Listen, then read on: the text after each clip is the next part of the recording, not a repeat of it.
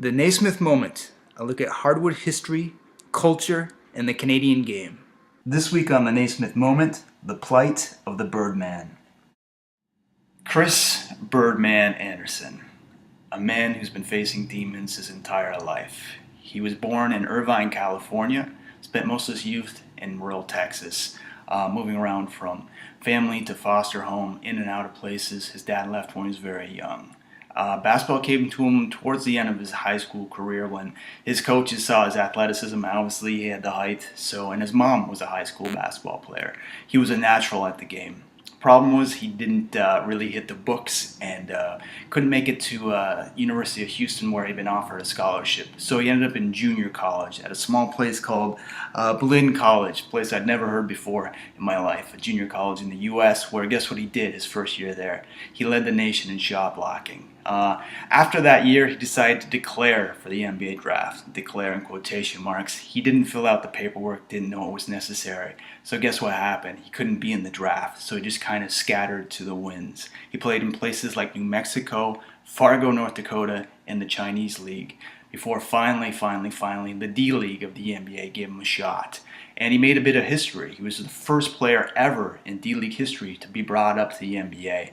And there he spent his first year in Denver playing for the Nuggets. That's where he got the name Birdman, and it stuck with him ever since then.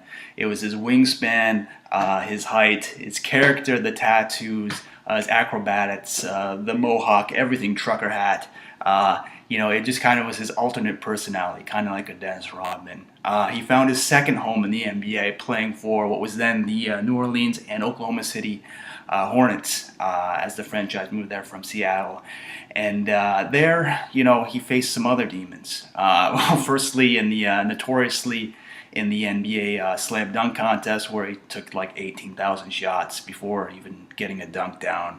And then he violated the NBA substance abuse policy and was actually kicked out of the NBA for 2 years.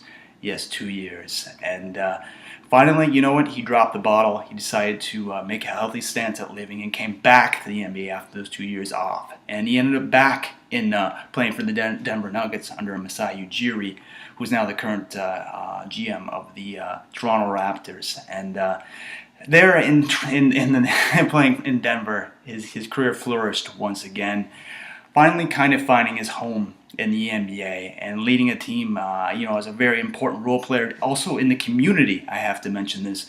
He's very important, giving back, having had a childhood where he didn't really have very many role models, giving back to community groups in the Denver area and beloved by the fan base there and helping them lead them to a playoff run in 2012. And then the phone rang, and then the media circus with what was called a scandal involving such things as child pornography, things like that.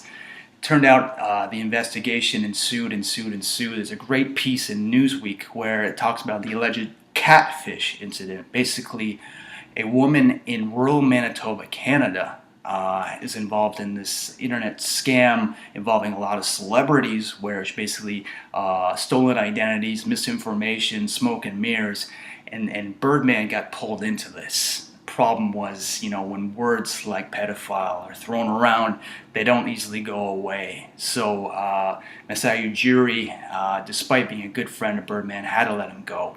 And so he was amnestied, his contract by the Nuggets. And basically, I read a tweet that kind of explained it really well. He was thrown on the trash heap of the NBA and basically walked away from the game in 2012. Those demons. And then finally, in the January of the next season, the Miami Heat are in the midst of defending their crown as NBA champions. Pat Riley and Eric Spoelstra, to their credit, decided to give Birdman a second chance. They talked to him, they talked to his lawyer, they talked to his people. They give him a 10-day contract. They give him another 10-day contract. And guess what ensues? A 27-game winning streak on their way towards their first crown. When they win their Eastern Conference title, they let the Birdman hoist up the trophy. Kind of a symbol of his growth and where he's come from. And then guess what he does to put the cherry on the sundae? He scores 80% from the field in the NBA Finals, a record that would probably stand forever. 80% from the field. The man could not miss a shot, helping them get their second crown and his first. But the demons continue to persist. Back in Manitoba, the court's probably not going to take place for another year or two. So, rather than going out and partying with Drake and LeBron and all these guys in South Beach, you know what he does after they win the title? He goes home and has a cup of tea with his fiance, and then he gets back to work. He's 35, 36 years old, but he continues to progress as a basketball player. It's pretty much unheard of in this league. So he spends the summer doing vertical exercises, things with straps, special cables, using new technologies to become the best player he can. He comes back strong this season, going into the NBA Finals again in 2014, and you see him as a man kind of slowly coming back out of that shell. Even off the court, he's got a reality TV show in the works called Urban Outdoorsman, where him and his friends do some fishing, hunting, and put their own style into it. And he's starting to do community work again, working with the children, giving back to where he came from. And the Birdman, slowly getting out of that cage. And so like I said, we're back 2014 NBA Finals. Once again, a thigh injury. He's not really the player he was before, but it's coming back. I sense it coming back. And you know what? I think he may get that ring again this year.